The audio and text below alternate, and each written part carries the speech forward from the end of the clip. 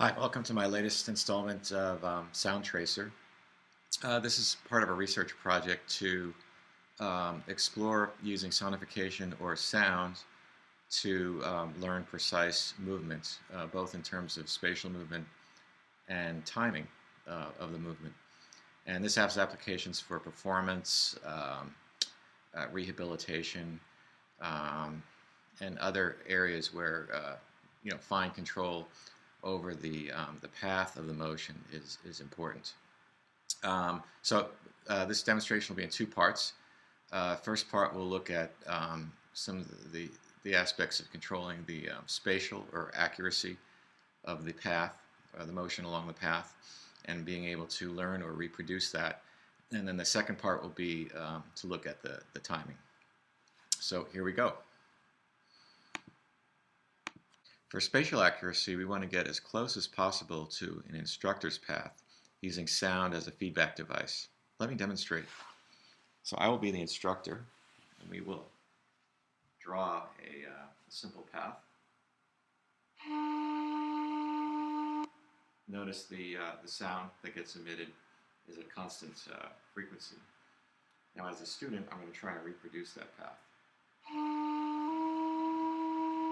Notice how the sound, the pitch increases as I veer away from the path. Let me exaggerate that.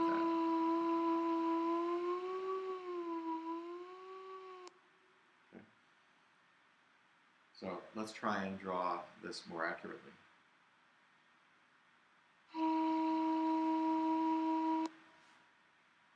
Try it once more. That was pretty good. As we get closer to the curve turns white.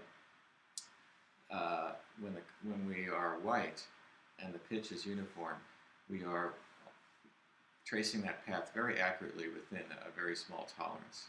Next, let's look at some of the timing issues.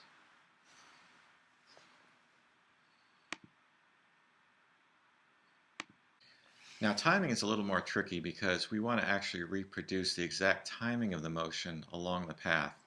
And the timing doesn't have to be constant. The motion could accelerate or deaccelerate. And we're trying to match that motion, the timing of that motion, as closely as possible. And part of the research is to look at how we can use sound to provide an affordance for that. So if you see on the left, I have a motion path which I've created already, and we're going to add some sound to that and play it back.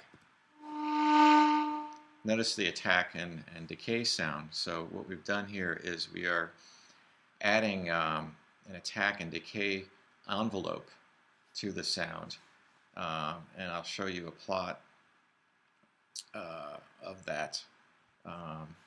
This is a plot of the attack and decay envelope, which is pretty symmetrical.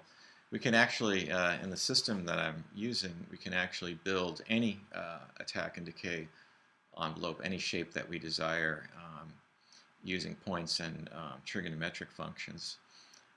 This one happens to be kind of a uniform curve, which sort of spikes in the middle to kind of exaggerate the idea just for demonstration purposes. So let me play that again. Okay, so using that sound, let's try and reproduce the timing of that motion as close as possible to what the instructor did.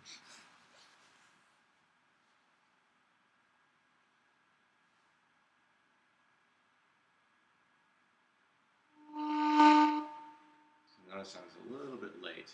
The target marker on the curve actually shows you where I should be. That was closer. Let me exaggerate this just to show you the difference. Let me go really slow.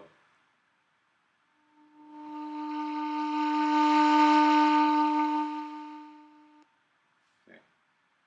Let me go fast. Okay. So to get just about the same timing that the instructor had, we want to have a nice symmetrical attack and decay envelope. That was pretty good, but as you can see graphically, I started a little bit late. Let's try it again. That was very, very close. So as you can see, um, using the attack and decay, we can add basically another layer on top of the pitch sound to provide not only spatial information but timing information as well. So next we'll look at the problem of superimposing the two in the next video, and we'll see experimentally how well that works. So we see you next time. Thanks.